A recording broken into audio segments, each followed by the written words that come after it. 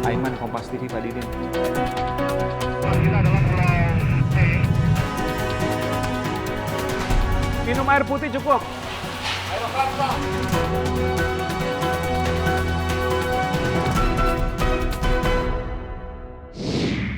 Saudara, dicetuskan pertama kali oleh calon presiden nomor 02 Prabowo Subianto. Bukan sekali disampaikan, tapi dalam selang beberapa bulan. Pertama, Indonesia akan punah di tahun 2030 nanti. Kedua, Indonesia akan punah jika ia tak terpilih jadi pemimpin negeri. Adu data menyeruak, saling serang, tapi sayang tak ada satupun yang mengandung jawaban pasti. Saudara, saya Aiman Wicaksono, saya menelisik data, mewawancarai sosok, dan mengajak Anda ikut menganalisa. Ikuti saya dalam Indonesia Bakal Punah.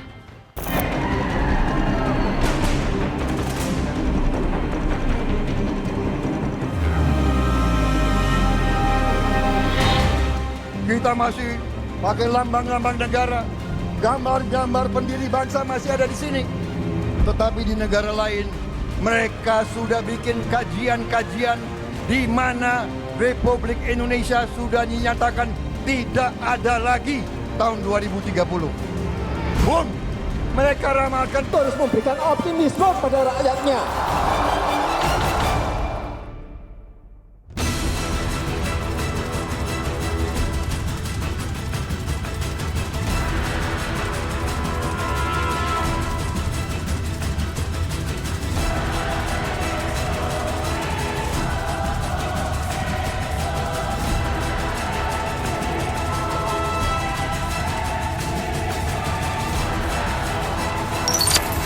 Bang Rizal, Indonesia punah, fakta atau fiksi?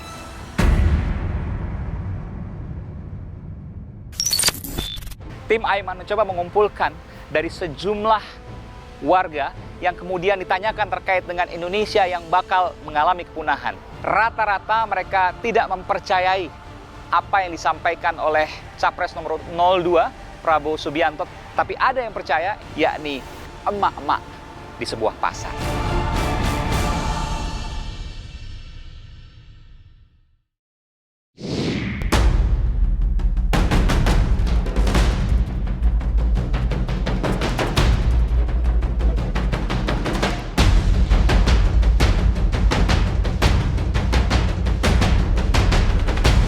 Kontroversial. Jelang pemilihan, sejumlah pernyataan kerap dilontarkan kedua kubu, memicu pro dan kontra. Kali ini, giliran calon presiden nomor urut 02 Prabowo Subianto. Dua kali disampaikan. Pertama, ia mengungkap negara Indonesia akan bubar tahun 2030 mendatang.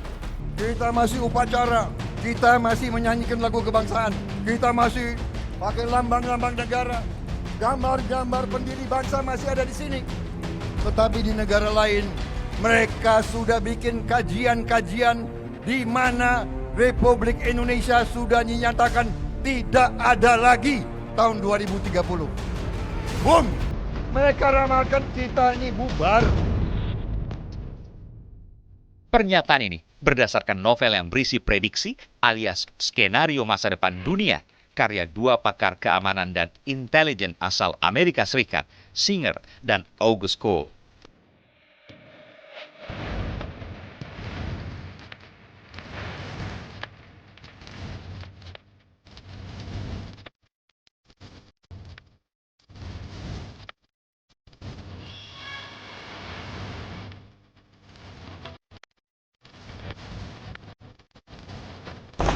Atas pernyataan Prabowo, Presiden Joko Widodo menjawab keras. Kita memang harus tahan uji, harus tahan banting, harus kerja keras, harus berusaha. Jangan malah berbicara pesimis, 2030 bubar.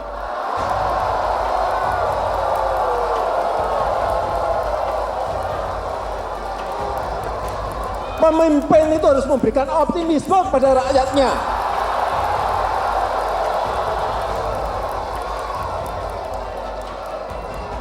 Pemimpin itu harus memberi semangat kepada rakyatnya. Meskipun tantangannya berat, meskipun tantangannya tidak gampang. Pekan lalu, pernyataan kembali dilontarkan, senada. Tadi sudah dikatakan, kita merasakan getaran rakyat. Kita merasakan rakyat ingin perubahan. Rakyat ingin perbaikan. Rakyat ingin pemerintah yang bersih dan yang tidak korupsi. Betul. Karena itu, kita tidak bisa kalah. Kita tidak boleh kalah. Kalau kita kalah, saudara-saudara, negara ini bisa punah. Sudah terlalu lama elit yang berkuasa puluhan tahun. Sudah terlalu lama mereka memberi arah yang keliru. Sistem yang salah. Dan saya katakan bahwa sistem ini kalau diteruskan akan mengakibatkan Indonesia semakin lemah, semakin miskin, dan semakin tidak berdaya, bahkan bisa punah. Tanggapan riuh berdatangan, respons dari pernyataan Prabowo Subianto. Siapapun yang memerintah tidak akan Indonesia, siapapun pemerintah. Karena kita semua bersama-sama ingin membangun bangsa ini. Tidak ada yang ingin mencelakakan bangsa ini, siapapun. Ya, kalau Pak Jokowi menang pasti juga keinginannya ingin bangsa ini maju, bukan masuk. Dan tidak ada seperti itu. Menteri Koordinator Bidang Politik, Hukum, dan Keamanan Wiranto juga menanggapi pernyataan Prabowo dengan canda kepemilikan rumah yang jadi topik pembicaraan. Dua kali diungkapkan, benarkah pernyataan Prabowo? Sebuah lembaga riset independen berpusat di Washington DC, Amerika Serikat, merilis indeks negara rapuh menuju gagal, alias Fragile States Index. Berdasarkan riset ini, kepunahan suatu negara berawal dari kegagalan negara mempertahankan keberadaannya. Ada 12 indikator kegagalan sebuah negara berdasarkan riset Fragile States Index. Mulai dari kondisi ekonomi, politik, dan sosial suatu negara. Dari bidang ekonomi, kegagalan negara dipengaruhi kemiskinan dan pengangguran yang tinggi, harga-harga melambung, cadangan pangan menipis, terutama makanan pokok. Sementara dari bidang politik, kriminalisasi lembaga negara menjadi indikator bahwa negara itu menuju gagal. Pelayanan publik yang terus memburuk, intervensi negara asing marak di sebuah negeri. Di bidang sosial, kondisi masyarakat yang terbelah hingga perang saudara. Diikuti dengan banyak eksodus warga ke luar negeri, serta semakin tinggi angka kriminalitas jalanan dan banyak yang tak kunjung dituntaskan proses hukumnya. Berdasarkan survei ini, Sudan Selatan, Somalia, Yaman, hingga Suriah dinyatakan sebagai negara yang paling terancam gagal.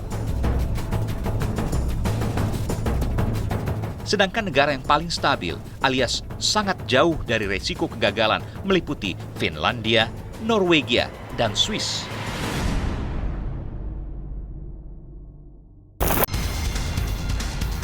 Lalu di mana posisi Indonesia? Indonesia berada dalam peringkat 91 dari 178 negara. Lalu benarkah peringkat itu menunjukkan Indonesia bakal punah? Siapa yang benar? Saya menelisik data, mewawancarai sosok, dan mengajak Anda ikut menganalisa. Kita cari jawabannya.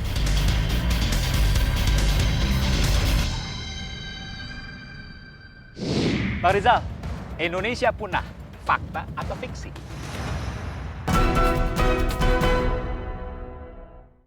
Halo, saya Aiman Wicaksono. Ikuti terus video-video Aiman di channel YouTube Kompas TV. Tapi jangan lupa langganan dong, gratis kok. Klik subscribe dan tombol notifikasi supaya nanti kalau ada video baru bisa dikasih tahu. Gratis.